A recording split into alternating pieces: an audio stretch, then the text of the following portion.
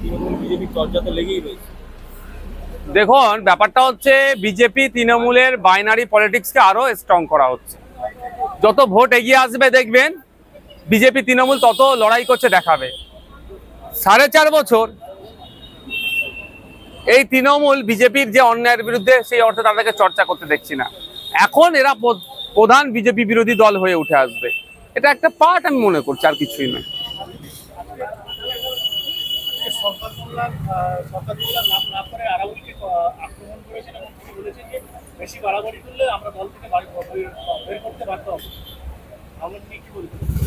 দেখুন, ভাঙন নিয়ে নতুন কিছু বলার আমার জায়গা নাই, এতটুকুই বলবো 2021 সালে আমরা যখন নির্বাচনে অংশগ্রহণ করেছিলাম অনেক ভুল বুঝিয়েছিল। বিজেপি চলে আসবে তৃণমূলকে ভোট দাও বলে অনেক ভুল বুঝিয়েছিল। আর যত দিন যাচ্ছে বিজেপি আর তৃণমূল আলাদা নয়, ভাঙড়ের মানুষ রাজ্যের মানুষ বুঝতে পারছে। একের পর এক মুসলিম সম্প্রদায়ের উপরে আঘাত নেমে আসছে, শওকত মোল্লা সাহেব চুপ করে আছে। আর ভাঙড়ের মুসলমানকে ভুল বুঝালে হবে? দলিতের উপর আক্রমণ হচ্ছে, আদিবাসীর উপর আক্রমণ হচ্ছে, এটা কোনো কথা বলছে না। এটা ভালো করে বুঝে নিয়েছে শওকত সাহেবদেরকে ভাঙড়ের মানুষ, রাজ্যের মানুষ জবাব দেবে। সুতরাং সেখানে আরাবুল বা অন্য কেউ ফ্যাক্টর নয়।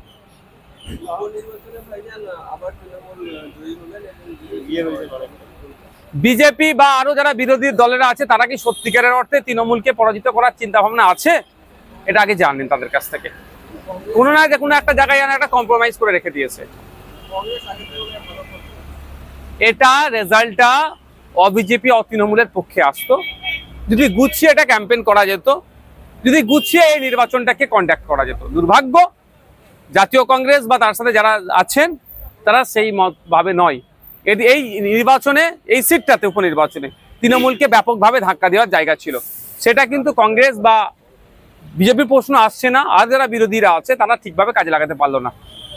আরেকটা বিষয় হচ্ছে পশ্চিমবঙ্গ হিন্দু সনাতনী বলে একটা বিজেপির যারা শীর্ষ নেতৃত্বরা যারা এখন বর্তমানে এই শাসক বিজেপির সঙ্গে ডিটাচ হয়ে আছেন, তারা মিটিং করেছেন, সরকারকে একটা গোপন বৈঠক করেছেন। এই বিষয়ে কি বলবেন? একটা উপনির্বাচন দেখুন, একাধিক দল আসতে পারে, তৃণমূল তাদেরকে ফান্ড দিতে পারে, অনেক কিছু হতে পারে, সেটা সময় কথা বলবে। কবে আসবে না আসবে আমিও অনেকদিন ধরে শুনছি। যাদবপুরে বিজয়গড়ের ওখানে একটা দল রেজিস্ট্রেশন হয়েছে নতুন, সেও আমরা ইসিআর ওয়েবসাইট থেকে তথ্য পেলাম। এখন ব্যাপারটা হচ্ছে দল আসবে যাবে, বাংলার মানুষের মাইন্ড সেট আপ হয়েছে তৃণমূল আর বিজেপিকে হারাতে হবে, এটা সেট আপ করে নিয়েছে, এটা করবে। আজকে বিধানসভার অন্দরে যে গন্ডগোল হলো সেটা একেবারে তো নজিরবিহীন। দেখলাম যে মার্শাল ইতিমধ্যেই বিধানসভার স্পিকারের পক্ষ থেকে দাবি করা হয়েছে তাদের 14 জন আহত এবং তাদের ছবি প্রকাশ করা হয়েছে। অন্যদিকে বিজেপির পক্ষ থেকে দাবি করা হচ্ছে এর আগে সম্প্রতিকালে এইভাবে চশমা ভাঙচুর, শঙ্কর ঘোষ বলেছে তার চশমা ভেঙে দিয়েছে। এটা নিয়ে বিস্তারিতভাবে কি বলবেন? দেখুন, ওখানে ঠেলাঠেলি হচ্ছিল, বোথ সাইডই ঠেলাঠেলি অ্যাগ্রেসিভ ছিল দেখেছি। তবে শঙ্করবাবু ও আপনার এতে পড়ে গিয়েছে কি ঠেলে দিয়েছে বলতে পারবো না। আমি মানে হচ্ছে তখন মানে ওটাকে টানা হিচড়া করা হয়েছে, এটা আমি দেখেছি, সেটা বলতে পারবো। তবে এটা হওয়া উচিত না। আমি এতটুকুই বলবো, বিরোধীদের সব থেকে স্ট্রং জোন হচ্ছে ইনসাইড অফ অগস্ট হাউস। এখানে যদি বিরোধীদের সাথে এই আচরণ হয়ে যায় তাহলে বাইরে আমাদের সাথে কি হচ্ছে বুঝতে পারছেন তো?